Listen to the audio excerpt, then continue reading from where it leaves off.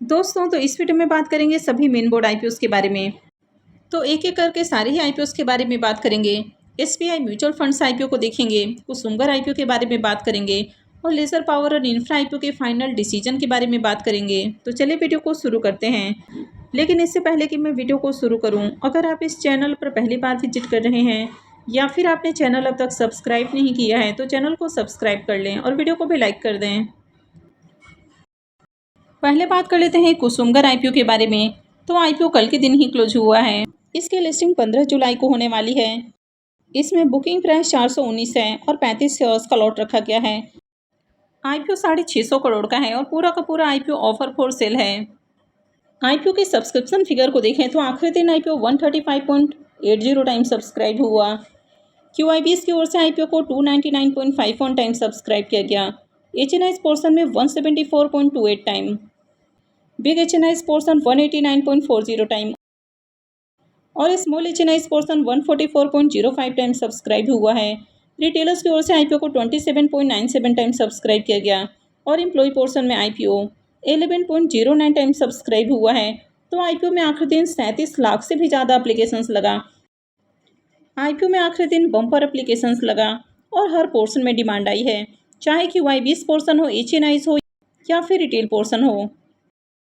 और इस आईपीओ में सबसे ज़्यादा पैसा क्यूआईबीएस की ओर से लगा। इसके प्रीमियम को देखें तो कल इसका प्रीमियम 158 रुपये के ऊपर ट्रेड कर रहा था। मॉर्निंग में 159 रुपये के ऊपर और अभी 160 रुपये के ऊपर देखने को मिल रहा है। आईपीओ में 35 शेयर्स का लॉट है, तो एक लॉट से 5600 रुपये करीब प्रॉफिट की उम्मीद है। इसके प्रीमियम को देखें तो इसका प्रीमियम 38% के अराउंड ट्रेड कर रहा है, यानी कि काफ़ी हाई प्रीमियम है। आईपीओ में देखें तो कल के दिन खूब एप्लीकेशंस भी लगा है, यानी कि मार्केट में इस आईपीओ की बम्पर डिमांड देखने को मिली है। तो उम्मीद है कि आईपीओ की शानदार लिस्टिंग भी देखने को मिलेगी।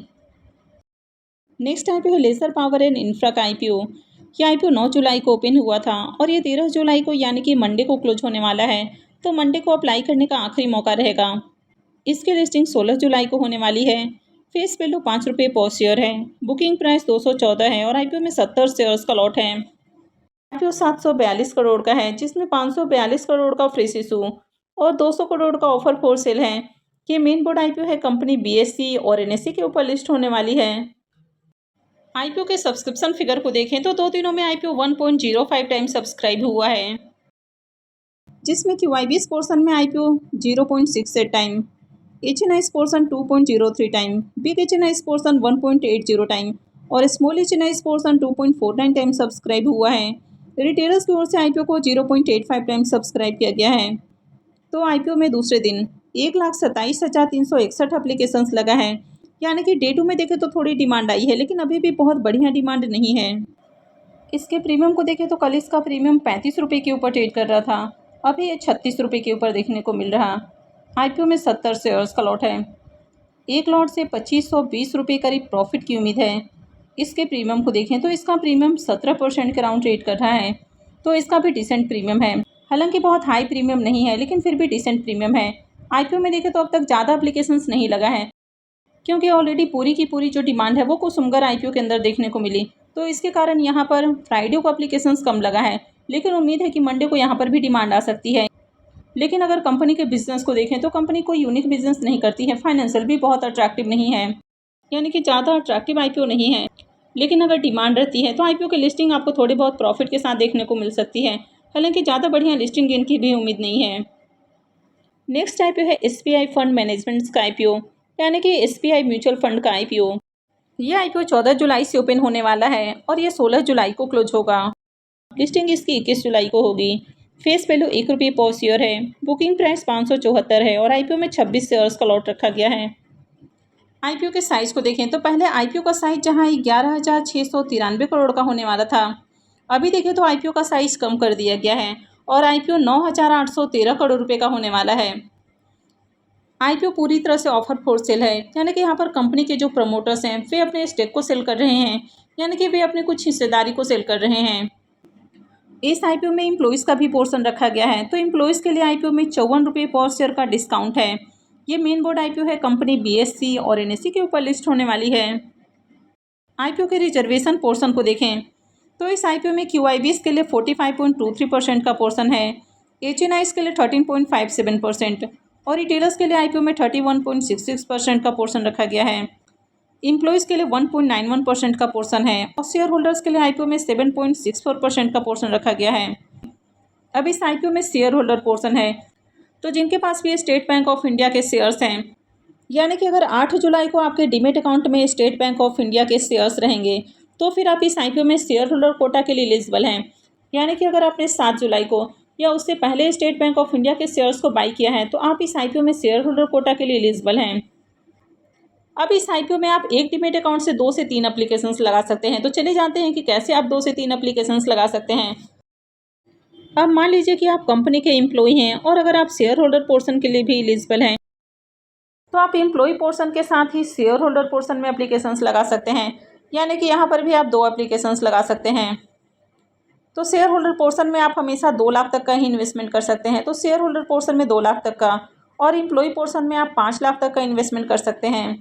अब मान लीजिए कि अगर आप एम्प्लॉय नहीं हैं तो भी अगर आप शेयर होल्डर पोर्शन के लिए एलिजिबल हैं तो भी आप 2 एप्लीकेशंस लगा सकते हैं। एक तो आप शेयर होल्डर पोर्शन में एप्लीकेशंस लगा सकते हैं, तो इसमें आप 2 लाख तक का इन्वेस्टमेंट कर सकते हैं। और शेयर होल्डर पोर्शन के अलावा जैसे आप बाकी के आईपीओज में अप्लाई करते हैं, यानी कि रिटेल या फिर एचएनआईज, तो इनमें आप एप्लीकेशंस लगा सकते हैं। तो रिटेल और एचएनआईज के लिए जो भी लिमिट फिक्स है तो उसके अकॉर्डिंग आप एप्लीकेशंस लगा सकते हैं। मान लीजिए कि जो एम्प्लॉय हैं जो शेयर होल्डर पोर्शन के लिए एलिजिबल नहीं है तो वे एम्प्लॉय के साथ ही रिटेल या फिर एचएनआईज, तो इसमें एप्लीकेशंस लगा सकते हैं।